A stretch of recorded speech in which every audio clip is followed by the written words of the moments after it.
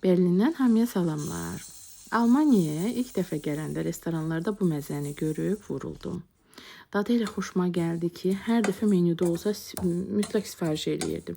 Sonra düşündüm ki, niyə bunu evdə də hazırlamayım?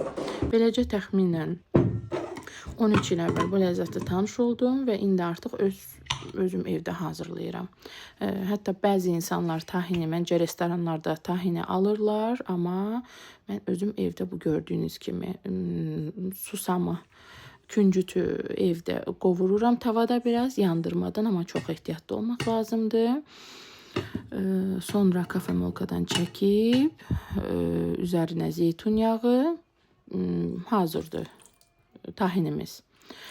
Noxudu da mən mütləq qabıqlarından ayırıram. Belə olanda dadı daha da gözəl alınır. Humus ərəblərin əsrlərdir mətbəxində var və daha çox Livan, Suriya, Fələstin, Türkiyə kimi bölgələrdə genişlənir.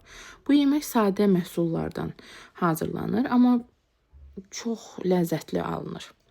Əsas tərkibi noxuddur. Gördüyünüz kimi çox proteinlidir və vegetarian, hətta vegan qidalananlar üçün də əladır.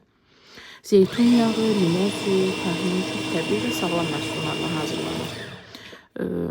Mən qonaq gələndə də humusu hazırlayıram və yaxud parka uşaqlarla gəzmək üçün, piknik eləmək üçün gedəndə də çox qəşəng yaraşır süfrələrə.